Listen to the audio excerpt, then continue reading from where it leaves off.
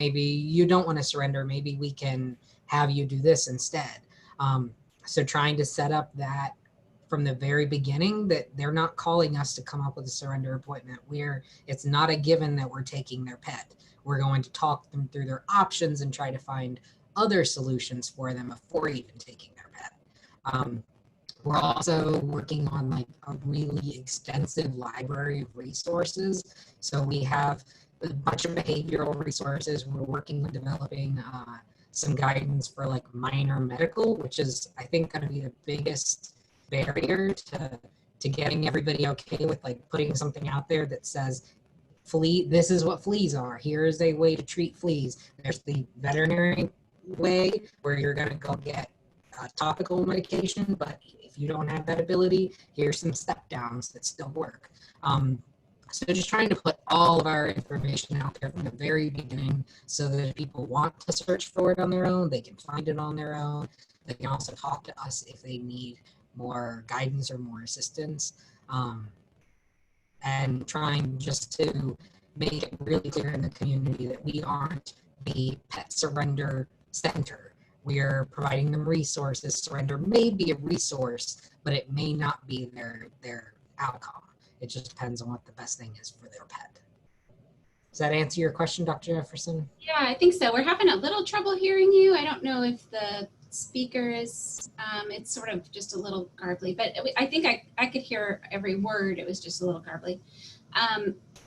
Kristen was sharing some amazing statistic about the number of calls for intake, and I might be totally butchering what she said, but the calls for intake have now turned into calls for assistance, and that you're having some way of tracking those that is pretty astounding. Do you know what I'm talking about?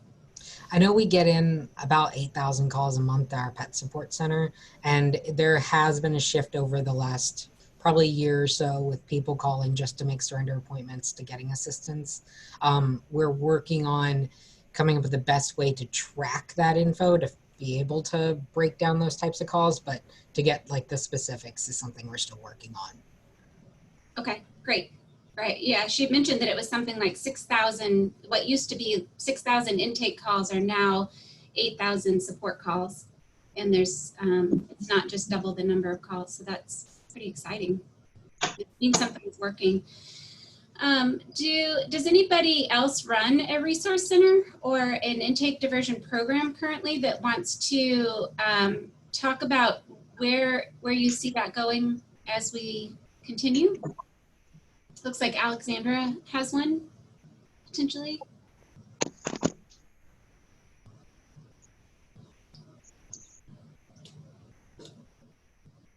And alternatively, if nobody wants to share, I think it would be really interesting to hear the major concerns about intake diversion and how do we start working on solutions that might be obstacles for preventing animals from being taken in that you know, it's hard to say exactly why they're coming in and what they need to not come in, but let's assume we're trying to get to 50% decrease in intake. Then what are the obstacles? What are you seeing as the biggest worries and concerns about that? One of the things that, to kind of go off of what Bennett was talking about, was that medical care piece. And I'm curious what other groups do as far as offering vetting or medical assistance, how you're paying.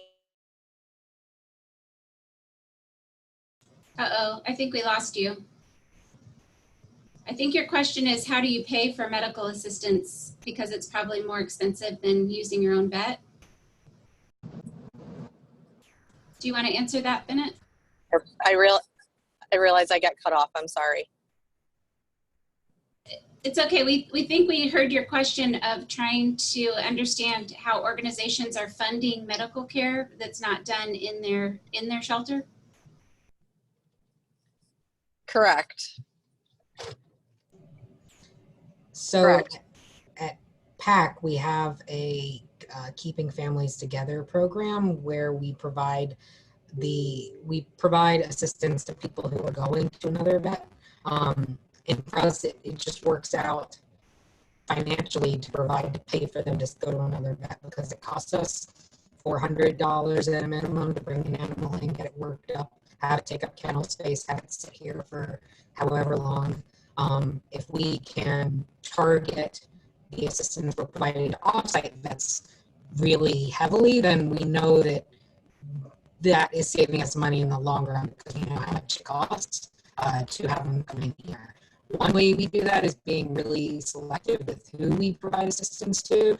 We actually have a rubric that looks at different intake risk levels, and we provide assistance to people who are animals that would have the most impact on the shelter if they came in here. So that's one way we make sure we're using our money as judiciously as possible. Are you guys having trouble hearing Bennett?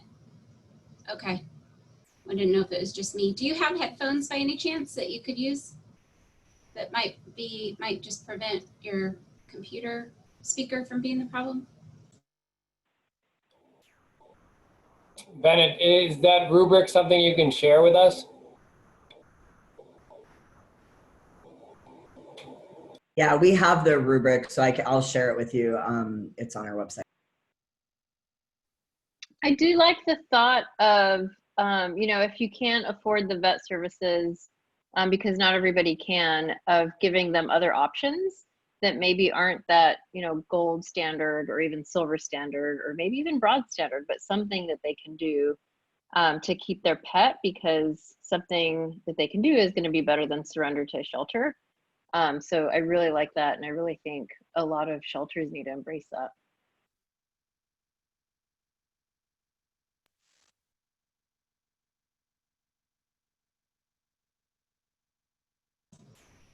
There's lots of questions in the chat. It sounds like Monica's trying to call out Jenny Schluter. If you want to talk, Jenny. Hi. What is Monica saying? I didn't see it. I was just asking you how Chicago's looking on intake diversion. Hi, Jenny. Nice to see you again. Hi, nice to see you. Look at that background. Yeah, I think we're doing really well. We're lucky in Chicago to have the CRIS program, the Chicagoland Rescue Intervention Support Program, which is a coalition of shelters and rescue groups that are doing intake. We're doing it in person at Animal Control, and now we are scheduling intake, and before we make an appointment, we do refer them to CRIS first. And so it's been really good. I think like everybody else, we would like to do it every day, or previously to COVID, we wanted to do it every day. Now we are pretty much doing it every day, so we're able to kind of really only schedule intake for animals who really, really need it, but we're trying our best to get everyone to look at other options right now. So it's something we want to continue to do, starting now, right? And not ever stop. Yeah, so is that kind of the goal, that just keep on take the procedures and keep moving forward with them? Awesome. Yes, and Monica, guess what? Our shelter neuter return program is about to start. The SNR, you said? You guys heard it first. Dude, that's awesome. We should be launching next week. So We're really excited. Are you going to do it in-house or outsource it through the Lurie In-house. Center? Nice. In-house. Nice. Yeah. It's only been 15 years. Yeah, that's amazing. That's huge for Chicago. Yeah, so that'll help too. Sorry about my foster rooster. Jenny, I had a question. Do you have scripts or anything that people kind of go off of when they're talking to the individuals that call in? Sort of. It's very basic right now. Oh my God, sorry. It's very basic right now, but it's something that I'm working on because we kind of just started without being prepared, so we're working on formalizing it a bit.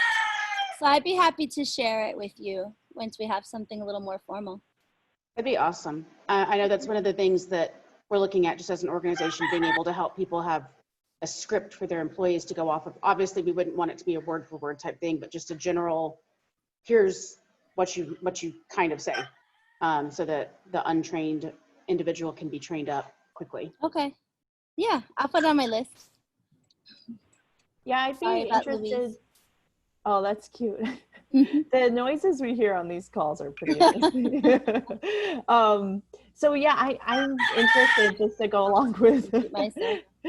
just to go along with what Faith's saying, and maybe Bennett has some info or others, but just training around all of this. It seems great to have a library of resources, but then how do you train the people? And these are highly emotional conversations you're having. A lot of times it can get pretty heated. And so you're not only training animal lovers, but people that are good with customer service and how to diffuse situations. So I'd love to hear if anyone has some input on training.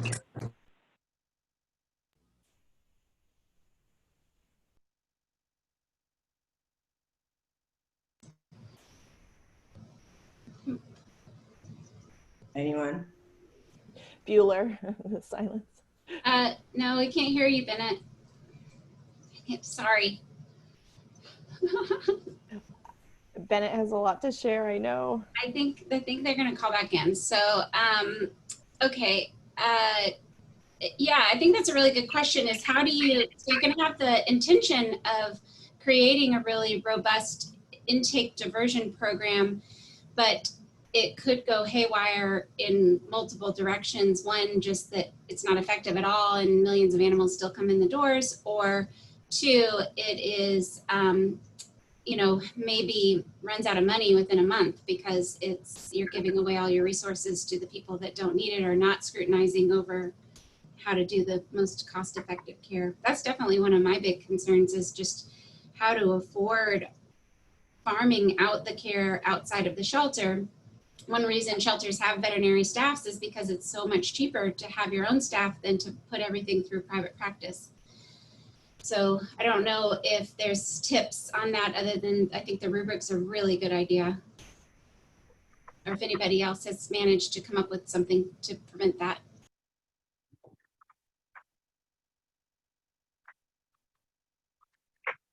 I think a lot of it too that is helpful is just, you know, when people come in, I'll never forget I think one of the first times I went to Palm Valley, there was an older lady and her senior Chihuahua that she was surrendering to the shelter because she didn't think that she could care for it. It had a heart murmur. And so she was going to surrender it to one of the highest kill intake shelters in the country because she thought it was best. So just having the conversation with her of, keep it at home, you know, even if you can't get it to the vet, the dog was bright and happy and eating and doing everything really fantastic. You know, just telling them like it's okay to just keep them at home and not surrender them to a shelter, even if, as long as the animal's comfortable and happy and it's not suffering, just keep it at home. That's a really good point, Jordana. And the other thing that we worked at a lot at PVAC is we ended up with a private donor who was willing to sponsor medical cases for animals that were going to be surrendered, as long as they wouldn't get surrendered. And she would cover, you know, up to a certain amount of money per animal. And so while I was down there temporarily filling in, I was able to keep 4 animals out that were medical cases that would have immediately been euthanized at PVAC, you know, diabetic, all kinds of different things like that, seizure. And she provided the medications, and she paid the clinic offline so that they didn't, everything was done very anonymously. She didn't want any credibility for it. She didn't want publicity. She wanted nothing. And it worked out really good. So even kind of putting out feelers for things like that, and people that might be really interested in keeping pets together with their owners, you know, we might be able to find more people like her. She was amazing. Yeah, and Patty on our past program, Positive Alternatives to Shelter Surrender, has had a lot of success in having people start their own crowdfunding for pets and post them on the past page and on their own social media, so that it's the community donating to those cases and it's not just the shelter that's having to carry that burden, but everybody can chip in $5, $10, $2 and help keep families with their pets.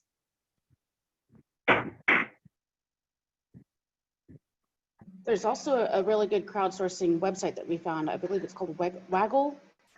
And they do a lot of it for you as well. You can set up your own Waggle account and thoughts are on funding there. Yeah, I actually, when we were doing the ecosystem, there's actually a number of websites that I found that do crowdfunding specifically for animals. So that's an option that people have too, other than, you know, the Facebook crowdfunding and those sorts of things. But it kind of goes nationwide that way. I have a question about shelters who are doing the medical care for animals that they're diverting in-house. Because I'm starting to think that our vets will get bored if we manage to get everybody to keep their pet and then use private vets and pay for them, which would be a great problem to have. But I don't know many shelters who are doing it in-house. Is anybody here doing that? Well, I don't, this probably isn't going to answer your question completely, but I still think there's going to be a big gap between what private practices will treat and what they're not used to treating. Mm-hmm. So when we start sending Panluke out to them, if we send parvo, distemper, you know, severe heart cases, kind of, so at Austin we're at 98%, these are cases that don't have a chance anywhere else. Right. Unless to be honest, unless they're in our clinic, because our vets are so used to seeing those animals in dire conditions. Mm-hmm. So I don't think they're going to get bored. I think there is still going to be a huge need for our shelter veterinarians. They're just going to be seeing the sicker, injured animals, and they're not going to be seeing as many of the, not that they do now, but the kind of healthy, mild conditions, mild illnesses. Right. Yeah, that's what they're doing now. But they're almost bored right now. Yeah, the other thing to keep in mind when you're trying to decide if you need to crowdsource for private care or do it in-house is the state law around that. In Texas, it's illegal for shelters to offer anything other than spay-neuter to the public. So you could start a new nonprofit and do it as a vet clinic, but it can't be a shelter. It can't be a releasing agency. Do you know if any other states are like that? We were trying to pull together some state stats, state by state. Jordana, do you know? To be honest, I think a lot of them are. I know just from today, North Carolina's, but I think that's the majority of states. Because if you look at shelters that have community clinics, it's typically a second nonprofit attached to the shelter or attached to the Humane Society or whatever. So I think a lot of them just create another nonprofit to get that community work done. I just remembered it is in Illinois as well, which is the other reason we don't do it. But we've done some tricks where we've done intake, done the work, and then adopted them back out to the family in some cases. Yeah, and you know, if somebody complained against, in Texas, nobody enforces that. And so we're probably fine. It's complaint driven enforcement. So it'd have to be a really serious complaint to get the state to come after you. But in the state of Texas, the way it's worded is that even if you're providing that care on your shelter's own animal, if you've gotten ownership as a means to circumvent the law, then it still counts as you breaking the law. So, That's crazy. It's a veterinary profession protection bills that have gone through, and I'm hoping that with everything going on in the country with around equality and setting up better programming in all of our cities, that maybe that's something that we can get state legislators to reconsider. Well, and I don't know if you guys are do the shelter rounds with Dr. Newberry, but she is really pushing for more kind of equality in animal care. So I mean, she's a good person to have on our side for that. So I'm really hoping that animal medical care can be more shelter friendly in the future, because it really is just this huge gap, and it really goes back to human equality and all that good stuff. So. I feel like I missed a really big part of this conversation while I was trying to find cell service. But this is so relevant to us, and now I'm slightly panicking about the Illinois law of not being able to treat. Can you, so the law as you're finding it across the country is that shelters should not be doing any treatment, veterinary treatment, other than spay neuter, like even if it's through a veterinarian? If you Not use a private vet, it's fine, but not your own employees. Like not your own shelter veterinarian? Or not for owned animals is what I'm understanding, right? Right, we do a lot of that. All you have to do is not get a complaint. Yeah. Jamie, we can talk offline too. Oh, okay. And Jamie, you know, there's workarounds with the intake and then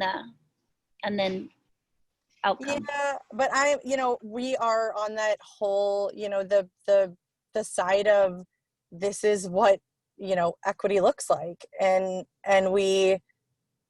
people need vet care in order to have pets. And if it's not equitable for everyone, they can't have pets, or the pets don't receive the care that they should, or that the owners want them to receive.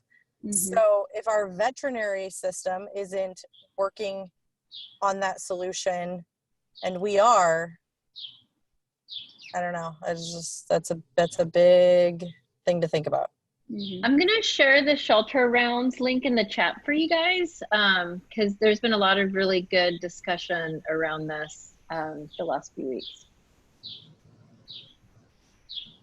Yeah, and it's the veterinary profession's probably not going to change it. I mean, unless they really get on board with all the conversations around equity, which I don't see them as and I'm a vet, so I guess I'm allowed to say all this, but I don't see that our industry really turning towards that in a profound way. But I think that legislators are, because they're hearing the message that's coming to them. And I think that probably this year and next year are going to be the time to challenge some of these laws that have been put in place, and let the legislators hear from the veterinary profession about all the reasons why they shouldn't change it, but they'll also know all the reasons they should change it. So I don't think it's something they ever would have entertained before. But I also think it's going to be up to having a really good, solid lobbyist to support your organization through that. Mm-hmm. Yes, but I mean, we've done legislative work here in Texas, just by me and a couple other people going to every office in the Capitol, which is huge in Texas, and it being my full-time job pretty much for 30 days. And we got them to listen, because they care. They also will hear you as a human being. You know, they get upset about things that are not just also. I don't know where your state capital is, but at least in Texas, it's in Austin, and almost all the aides that worked in the Capitol offices were fosters of APA, which was fantastic, because they got a shoe in.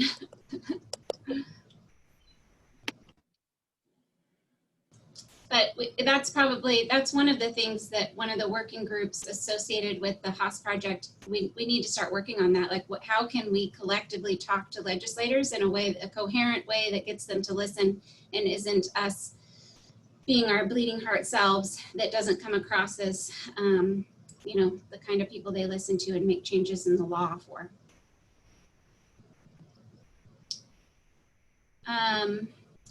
What other worries are out there about diverted intake? I know one that I keep hearing about, and I'd love your guys' thoughts on, is the idea that animal shelters won't be able to reach everybody in the way they want to, and so that'll turn into a whole bunch of animals being dumped or loose on the streets with no care and getting hit by cars.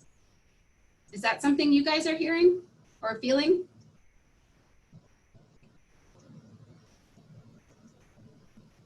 I think I do hear it a lot. People think that any delay in being able to surrender means that the animal's just going to be abandoned and is going to have no options, which isn't the case. But I do think that that realm of concern is an area where we do have to we do have to think about, like, if I have somebody call me who is from an under-resourced area, is living in extreme poverty, them telling me that they need to surrender their pet's a very different situation than somebody who has a lot of disposable income and is having like even the exact same problem with their pet. And we can't treat those as equal. It's tempting to come up with a black or white standard for this is what we take in and this is what we don't. But with different pet owners, there's different levels of capability, and we have to be aware of that with each individual case.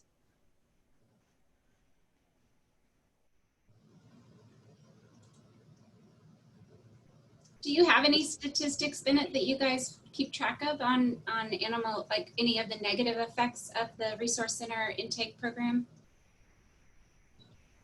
We don't. We're making some changes right now to do reporting in Chameleon differently so we can actually track the outcome of the pet long term, but we haven't yet. But we didn't see any increase in dumping. We didn't see any increase in strays around the area. I think that's just a boogeyman that everybody likes to throw out there, and there's no real basis to it. Well, and I think it's really interesting too. So in our community, I've been around long enough in the community of stray dogs running everywhere. And that was a direct result of, lack of spay neuter, lack of resources. And we came in, and with 3 years of really concentrated spay neuter efforts, that number virtually disappeared. So by saying that, I think we're in a really different place than maybe people think, because we have been spaying and neutering for so many years that I think it's not going to be as big of an issue as people think. If we stopped taking animals in our community, it still wouldn't look like it did 5 years ago, because spaying and neutering has been a constant. So,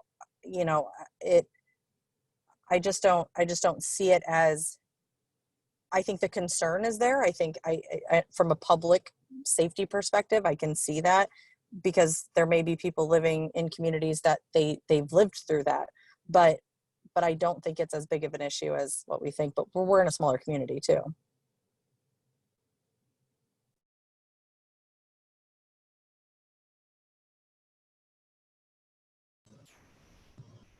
I feel like I'm talking the whole time, so I'm leaving space for people to chime in. I do have a question about like chronic medical cases. So when we're talking about offering assistance to keep pets in their home, how do you manage that when it's something really chronic that's going to require very costly medications, or even just very costly diagnostics to determine a cause? So recently we had a dog that they were trying to rule out lymphoma or IBD, and a lot of the vets in our area, they're really keen to refer things to specialists. So then we're running up these huge costs at referral centers just to even get a diagnosis, and then we're faced with a laundry list of medications that the animal's going to need to be on long term. So how do you approach that when you have people coming to you asking for medical help, but it's not a quick fix or something that's reasonable, or that you might not even know to begin with, right? Like it's tough to start going down that road, and then like how do you manage that, and where do you draw the line? I can just say from experience with PVAC, the way I did it with our anonymous donor was she worked with the vet clinic that was going to be providing the monthly medications, and she covered them. So we were very lucky. I do think that on formats like our platforms like Waggle and maybe some of the other ones that Jordana saw, maybe she can put some of them in the chat. You could probably set up recurring donations to the funds and do it something like that, so that it doesn't come to the clinic all at one time or the person all at one time. It can come every month to cover whatever medication is needing to be filled every month. I'm going to say something that most people probably don't agree with. But I don't see, if we're talking about a pet that the owners can't afford the care, but quality of life might still be there, or maybe it's diminishing. I don't understand why that diagnosis is necessary. I think if quality of life is gone, then maybe it's time for euthanasia. But I think we have to, same thing with people too, right? This is like a human issue also. How do we get the best care for everybody worldwide? We're not there yet with people. And I don't think that we should be taking pets from people or having people surrender pets because they can't get that monthly medication. I think a lot of times it's best to just do quality of life and keep that pet in the home for another month. Could it live another year on if we diagnosed it and got it medications? Maybe, but living a year surrendered to a shelter, trying to find a foster home or a new home is maybe not what's best for that pet. So I do, and like I said, this probably is, a lot of people don't agree with this, but it kind of goes back to that little Chihuahua at PVAC. She could have surrendered it, and if it was a different shelter, it could have gotten an echo and some Lasix or whatever it needed. But I honestly think the best thing for that little Chihuahua is to go back home with that old lady that she had it for the last 15 years, and maybe just not pursue those diagnostics and just pursue, this is your pet. Maybe its life is not as long as we all want it to be, but it's going to have a good quality of life while you have it. I'm going to piggyback on that too, Jordana, especially with the part about needing diagnostics. I feel like the last at least 5-10 years or so, all veterinarians are trained that you have to have the diagnosis, you have to run all the tests. One of the ways we do things here at APA is we just do medical trials, and it's called like empirical medicine or something like that. So in that case in particular, like we would do a steroid trial or something on that dog first, instead of, referring to a specialist or getting biopsies or doing all the expensive tests that would cost hundreds and hundreds of dollars. Like, just start with the med trials that might be cheaper, more affordable, and let the people know, the owners know that obviously this isn't gold standard. There might be some side effects, but it's better than surrendering your pet or not being able to provide anything at all. I think that's a really good point. And I will echo exactly that point, is that, we work with a lot of pet owners, and that, first of all, they're not our pets to save. And so sometimes you just have to have that conversation with the owner and let them make that decision as well, because, some people don't want to be a charity case, first of all, and then to allow them to make the best decision for their pet, knowing that end of life support may be what that is. And we do a lot of that, a lot of end of life support, just because people have had their pets for a long time. But that has to be an option, just like it is for any one of us. And I very much echo that. Not bringing them in to the shelter and being able to save them that way is just, it can't be the answer all the time. And that comes across as a very, savior mentality of sheltering, which is not what we want right now. And should we ever want that? So we've really tried to level that playing field as far as the pet shouldn't receive more care because it's unowned and in our system versus owned and in the family that loves it and has loved it for a really long time. So, leveling that, having some really difficult conversations is a very big part of helping families with their pets, a very, very big part of it.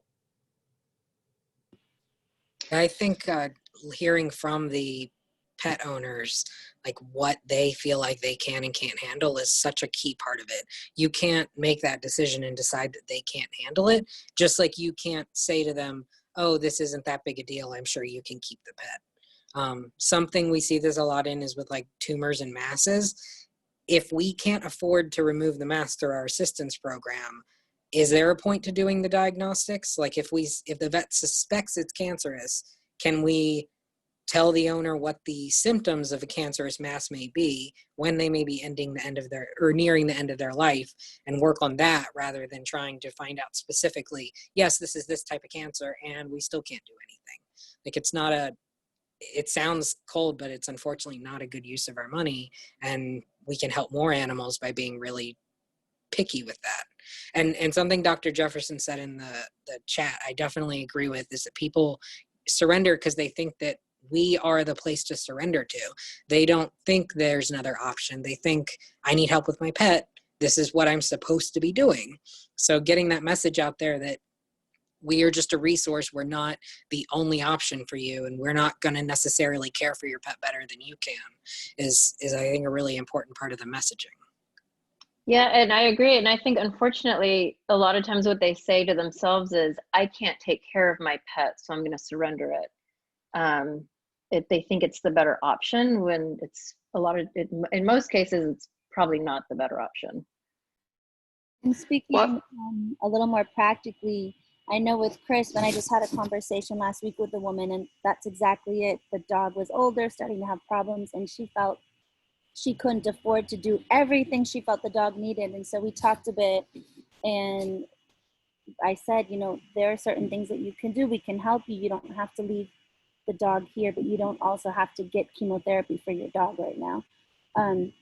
But I think, speaking a little more practically, you know, just setting a budget, right? So you look at your monthly budget and you look at the animal that's coming in. You might be able to do some preliminary stuff, but then having those conversations, just real honest conversations with the owners about the options, and saying, here's what we can do. And some people are really motivated and will say, well, I'll start my own fundraiser. If you can pay $500 towards whatever, I'll commit to the rest. And some people can't, and then you can give them other alternatives. But every situation is unique. But I think, yeah, what everyone is saying is having a conversation about not having to do absolutely everything. It's okay. And helping, and then keep supporting them through it, to discuss quality of life issues and things like that. So a lot of what we're facing is actually people that have been referred from their veterinarian to surrender to our shelter. So that's where we get stuck, is they've seen their vet a few times, they've tried to work through it, they've run out of money now, and their veterinarian is saying, there's nothing more I can do unless you're going to spend all of this money on diagnostics. So surrender to the shelter. And because we don't have a medical clinic, then we're stuck between a rock and a hard place. And then you've got the legal side of it, where we can't just, they're steering in Ontario, so we can't just redirect them to our own veterinarians that we have contracts with. So it's a bit of a mess. We're kind of chasing our tail trying to help people, but at the same time, their vet's telling them, I'm not going to euthanize it, but you can't spend any more money, so surrender it to the shelter. Is that all vets in your community, or is it like a handful of them or a couple? Just wondering, honestly. We're very close to Toronto, and we have a lot of veterinarians, but it's very classic to, you know, for the home veterinarian to refer. So as soon as it reaches a point where, you know, they can't diagnose it easily, then it's referred to a specialist.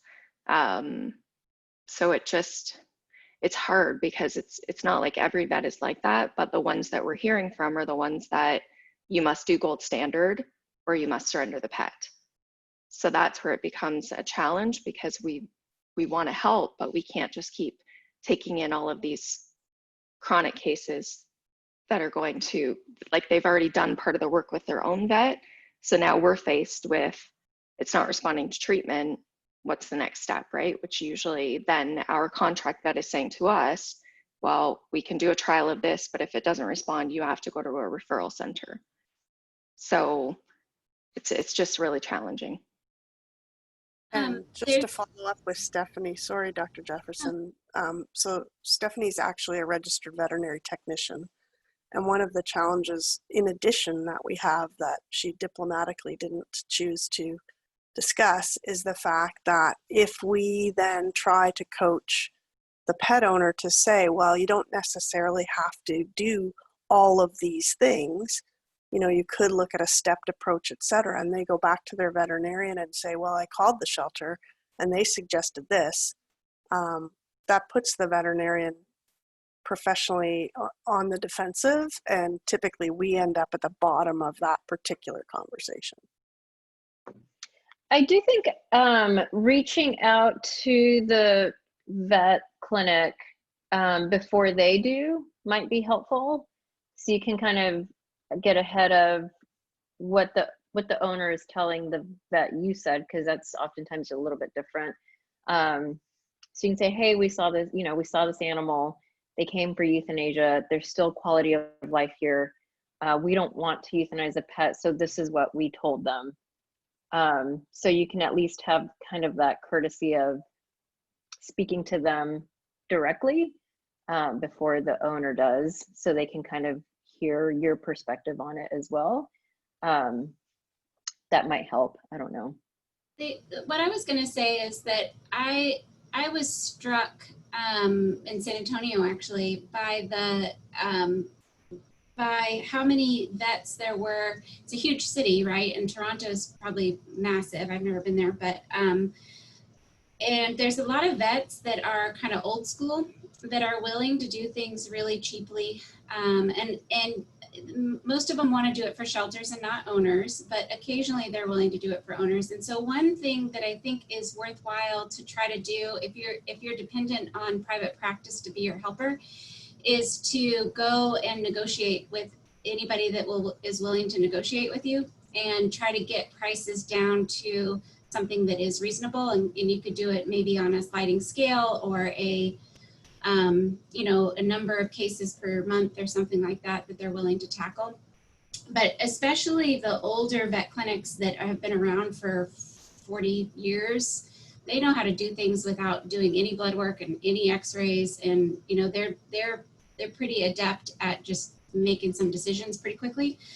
And so I think I would try that as a tactic to just see if you can change the roster of vets that you're working with. Because you're never going to convince the ones that are reliant on specialists, because they don't know how to operate without that. That's why they're doing it, is they feel like they need to use the expertise of specialists. And we didn't have specialists until very recently. So a lot of these old vets, they know how to do a lot of stuff. I often tell people to find their old farm vet and go ask them, because they are a lot of times willing to work with people, and like I said, just do that whatever combo shot, and the animal's better afterwards. But another thing that I wanted to throw out there, and this is going to vary state to state, but we have managed to get some really good partnerships with clinics in town, where they donate to us X amount of in-house funds, so we can refer people to their clinic, and in return we highlight them on social media, we post them on Facebook, whatever it is that makes them happy. We do it twice a year. It's a pretty standard contract. So we've developed 4 partnerships. That's $20,000 a year that we can refer people to, and obviously their end goal is probably to get a client, but that's not a requirement of the contract. So we can really send them, as long as we do ask them ahead of time, hey, I have this, can I send it to you? And it's worked out really well. We don't utilize it for the community, but we've used it for our own animals, and it's saved us lots of money. We've also brought our, sorry. I was just going to say really quickly, we've brought our partner vets out into the community with us as well, to do some house calls, maybe when folks didn't have transportation, so that our partner vets can really see the community work that we're doing, which does help them shift. They can shift their mindset a bit more to be a bit more compassionate and help us with our community owned vetting when they see the types of things that we're dealing with, and to see the competing priorities of the people that we're working with. So I would encourage you to bring, and then that kind of spreads like wildfire within the practice as well. Well, they might say, oh, will you take my tech out, or will you take this other vet out with you, so that they can all start to see how important being more equitable is. Jordan, I was going to ask you, and maybe Dr. J and Dr. Naya might know also, I don't know. Are vet schools, how we send our cardiac cases up to A&M sometimes and stuff like that, are vet schools open to the public, or do they need to be referred by like a rescue or a shelter, or can it be a private vet that just helps refer one of their clients over there? They are, but they're usually not cheap. They're actually usually more expensive. Okay. Yeah, and there's a new concept that's coming out of University of Tennessee. It's not that new. It's probably 3 years old, and it's actually not new at all. The practice of it's not new at all, but the words are new, and it's incremental care. And so something that you might ask vets if they offer is incremental care, and it's that whole concept of let's try this medication first, and if we don't see a response, then we're going to do this. That's a little bit more expensive, and then this. If that doesn't work, then we're going to do this, and it kind of stair steps up. Anyway, that might be some, I don't know if the terminology is common knowledge amongst veterinarians yet, but it might be something that if somebody's like, yeah, we offer that, then they probably actually do if they understand what the terms mean. Dr. Naya, did you have anything to add to that? I was just going to say, I don't think it's common knowledge right now at this point. I think it's a pretty small, select group of people, veterinarians, that are probably following that movement, but hopefully it gets bigger. Mm-hmm. Sooner.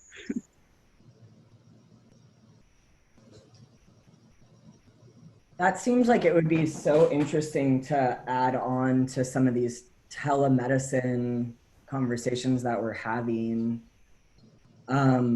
Because I can't tell you how many people call me, like, I'm not a vet, I have nothing to do with vet medicine, but my friends will call me being like, do I need to pay for this? My vet's saying this, like, it might be interesting to think about, I don't know, somehow like bringing that into this telemedicine idea with Haas of just.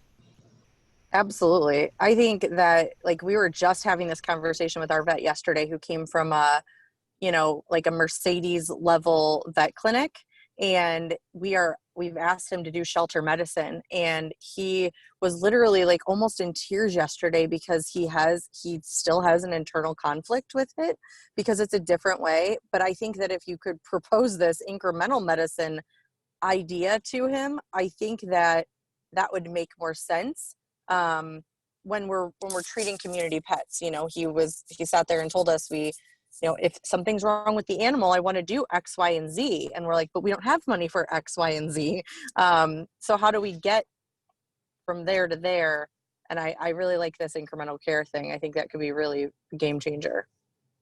I always think of our shelter vets as like Doctors Without Borders, right? It's like we send doctors from the US that are used to practicing that gold standard to third world countries where they know they can't do just every blood work in the book and all of the diagnostics that they do in the United States. They're kind of doing what our shelter vets are doing and providing that incremental care. And so in my head, I always just think they're like Doctors Without Borders. Shelters are third world countries. We have too many patients, not enough money, they're overcrowded. And so we really need to think of our shelters as kind of like third world countries, and our medicine needs to reflect that. We can't practice first world medicine in a third world country because people will die. And that's what's happening in shelters. Animals are dying. Yeah, I wish there was a way to connect.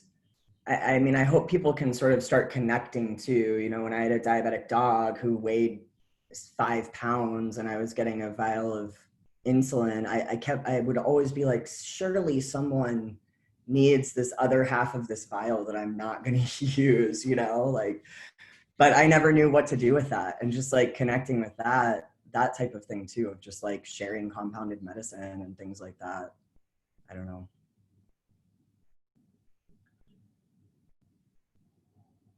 Not to move the conversation too much, but I think it's also important for us to talk about behavioral concerns, because just like people think that we're the correct place to deal with medical, they think we're the correct place to deal with behavioral, and really simple solutions people don't think of. Like I had one time somebody wanted to surrender a pet and the issue was fixed with them wearing a muzzle, but it never occurred to them to have their dog wear a muzzle because that's a bad dog thing. And they assume that we don't support that type of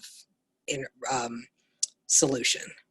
So it's really important to get some of these like crate and rotate. People don't think about crating and rotating their pets, and they think it's a bad dog thing that your dog would have to be rotated. So it's just getting that information out there too.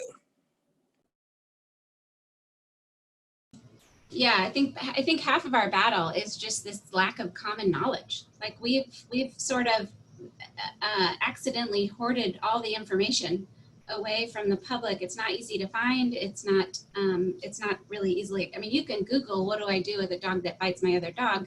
But then you'll get 4 million responses, and probably some percentage of those is take it to the shelter.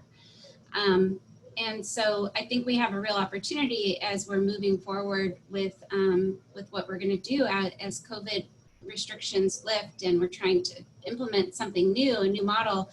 I think we really need to think about that, is how do we sort of walk away from what we've taught the community for the last 100 years and create a new common knowledge, and that's hard. That's actually really hard, but it would be really exciting if we could figure out ways to do that together so that we can, no matter what city you're in, you've got a resource you can point to, and that it's knowledgeable, has all the answers, or at least most of the answers.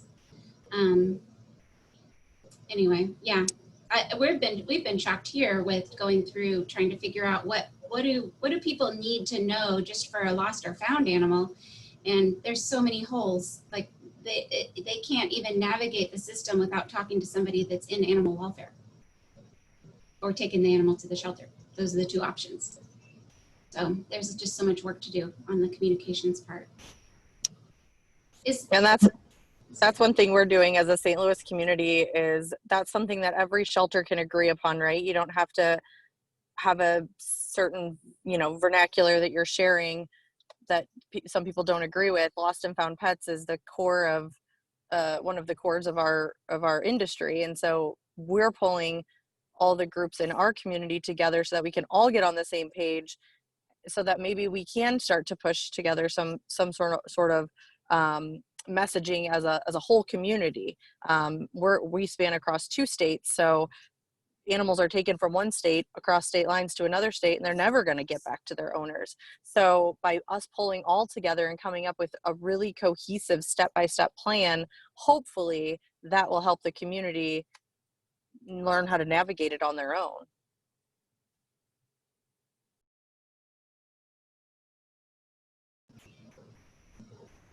Well, I know we're pretty much out of time. Does anybody have any parting thoughts or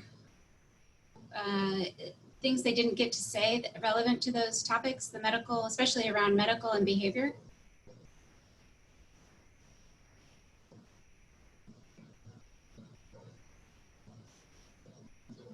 All right, everybody's tired. It's Friday afternoon. Bennett, do you have anything that you want to share as we end? In terms of, one thing I think would be helpful is just to hear where to start. I think one of the most important places to start is trying to figure out what you're taking in now. So if you are trying to develop an intake diversion program, it's important to know where you need to divert intake. So map where your intakes are coming from, try to find characteristics of those animals, and then you can target your intake program to those types of animals and those geographic areas, which helps keep it smaller and more manageable, more sustainable. And it helps you measure the impact more specifically. That's great.